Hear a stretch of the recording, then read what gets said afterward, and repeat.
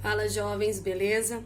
A nossa aula de hoje vai ser sobre força de atrito e resultante centrípeta. Para nós falarmos de força de atrito, primeiro nós precisamos retomar rapidamente o que nós entendemos por atrito.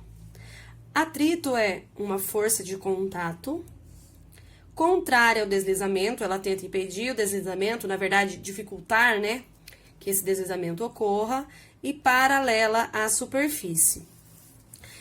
Se nós tivéssemos um bloquinho como este da figura aqui, e nós aplicássemos sobre ele uma força, surgiria contrária uma força de atrito.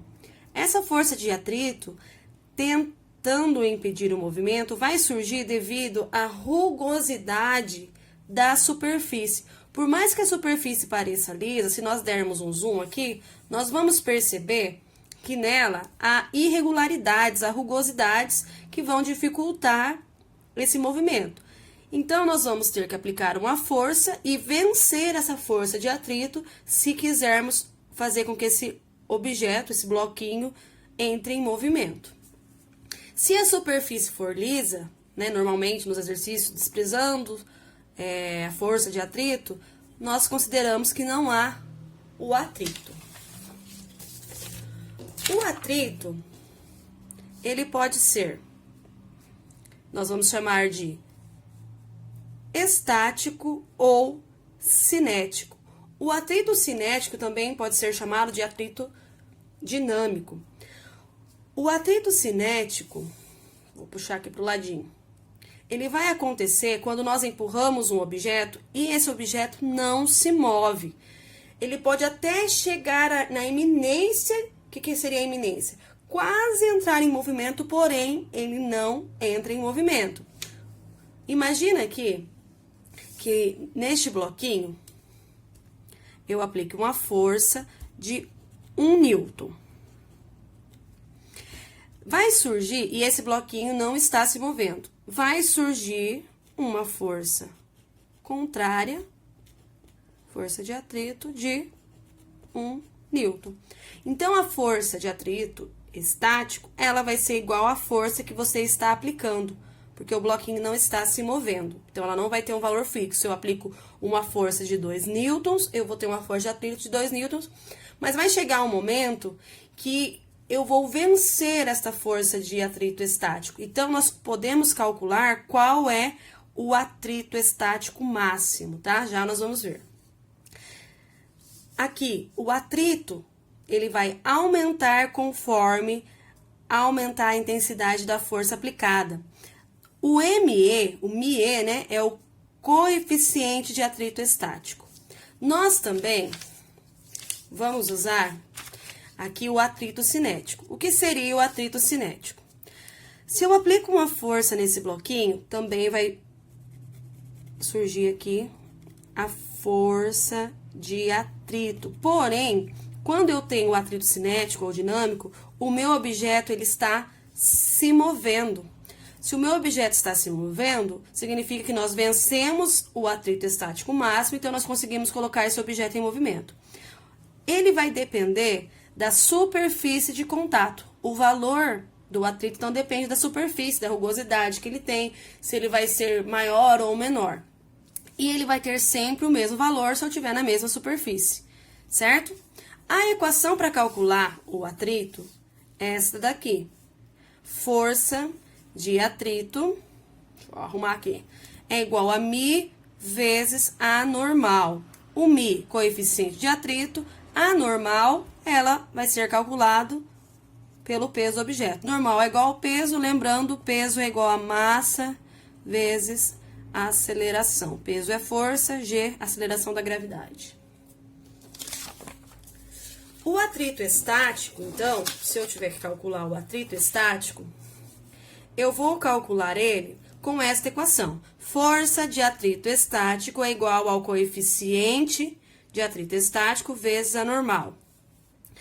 Se eu quero saber o valor máximo, vai ser quando o corpo estiver na iminência de entrar em movimento. Ele está quase entrando em movimento. A partir do momento que nós vencermos esta força, o corpo vai ter movimento. Como assim? Supomos que a força de atrito estático máxima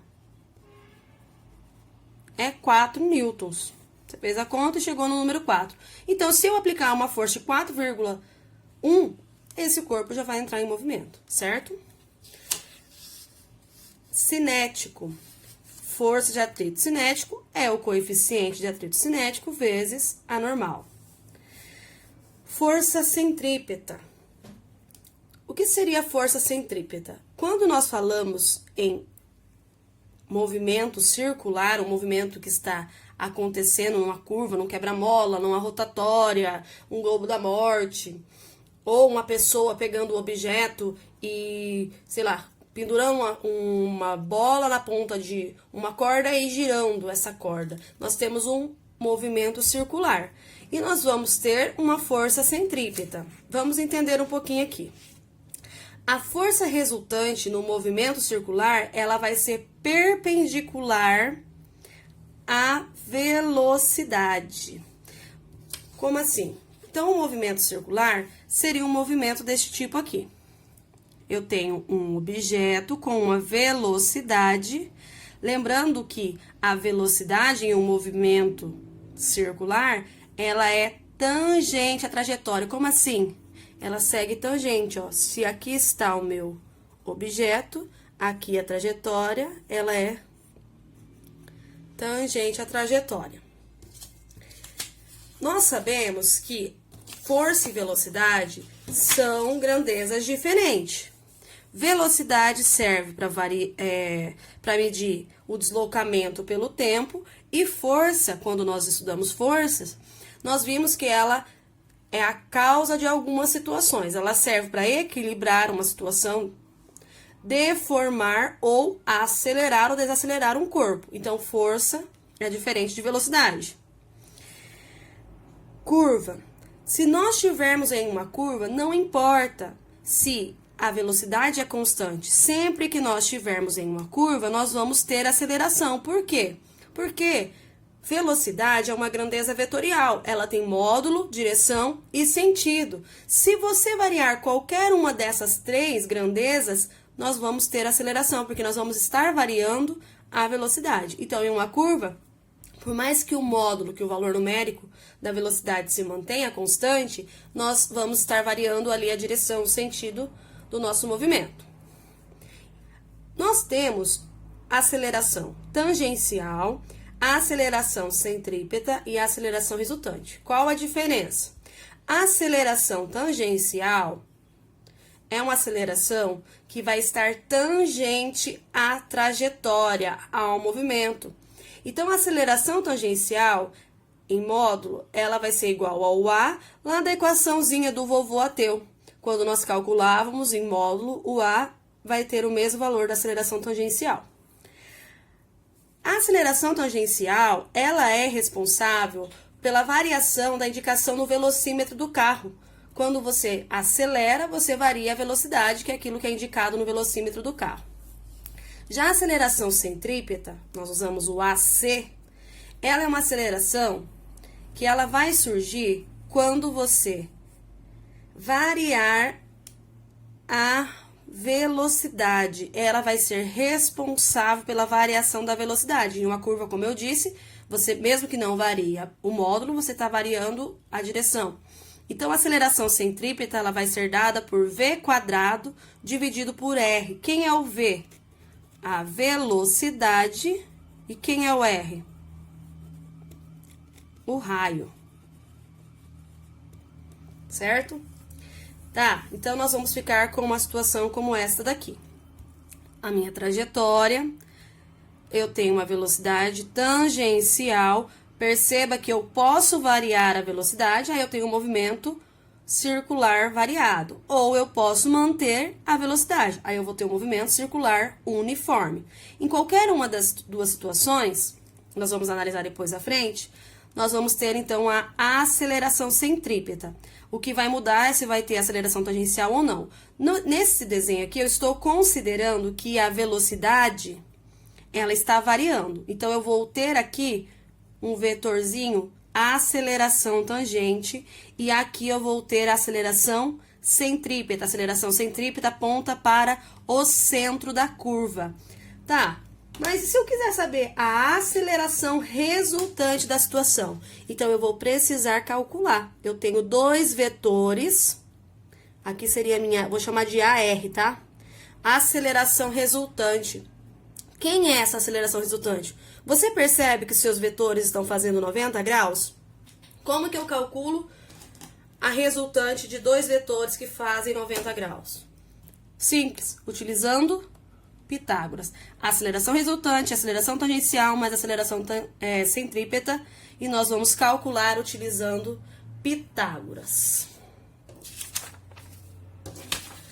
Na segunda lei de Newton, tô falando de aceleração, mas nós queremos saber, né, o que é a força centrípeta.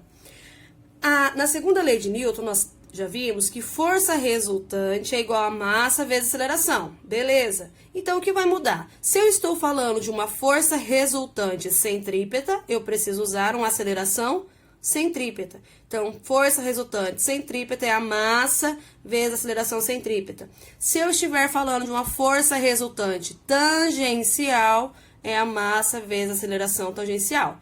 Porém, olha aqui meu desenho. Nós vamos ter aqui a seguinte situação, ó. De novo, perceba que eu tirei a velocidade, a aceleração, para ficar mais fácil de compreender. Mas nós temos aqui o vetor velocidade, a aceleração tangente, o vetorzinho de aceleração centrípeta. Mas eu deixei só os de forças para não confundir. Então, nessa situação, nós vamos ter aqui, se tem uma aceleração tangencial, vai ter uma força tangencial. Então, a força estaria aqui na mesma direção da aceleração. Se tem uma aceleração centrípeta, nós vamos ter uma força centrípeta. De novo, formou 90 graus. O que eu vou ter aqui? Uma força resultante. Força resultante vai ser a soma dos dois vetores. Nós vamos calcular utilizando Pitágoras novamente. E força resultante é massa vezes a aceleração. Resumindo, vamos lá. Resumindo os movimentos, para nós entendermos quando tem aceleração centrípeta, tangencial, ou força centrípeta ou força tangencial. A primeira situação, MRU, movimento retilíneo uniforme. No movimento retilíneo, que acontece em uma linha reta uniforme, nós vamos ter aceleração centrípeta? Aceleração centrípeta tem quando tem curva. Não, então aqui nós vamos ter a aceleração centrípeta valendo zero. Se a aceleração centrípeta vale zero, a resultante centrípeta, zero. Beleza. E a tangencial? Se o meu movimento é uniforme, a minha velocidade ela é constante. Se a minha velocidade é constante, eu não tenho aceleração.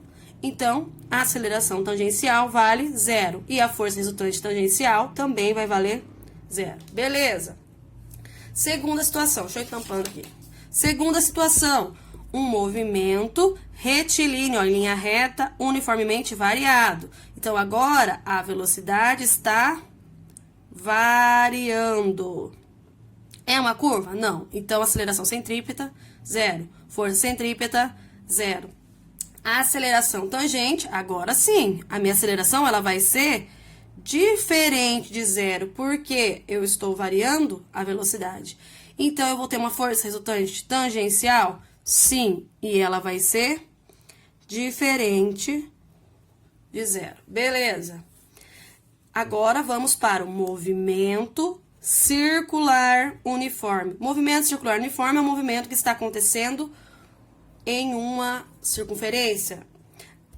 Se ele é uniforme, significa que a velocidade ela é constante. Ou seja, a aceleração centrípeta ela vai ser diferente de zero. Por quê? Porque se é uma curva, sempre vai ter aceleração centrípeta apontando para o centro. Força resultante centrípeta. Se tem aceleração, vai ter a força. Diferente de zero. Agora, a aceleração tangente não vai ter. Porque se a velocidade é constante, a aceleração tangente é zero. Então, zero e a força resultante tangente vai ser, tangencial vai ser zero. Última situação, movimento circular uniformemente variado. Aceleração centrípeta, diferente de zero. Força resultante centrípeta, diferente de zero. A aceleração tangencial, agora nós temos, ó, é um movimento variado, então vai ser diferente de zero e a força resultante centrípeta diferente de zero, beleza?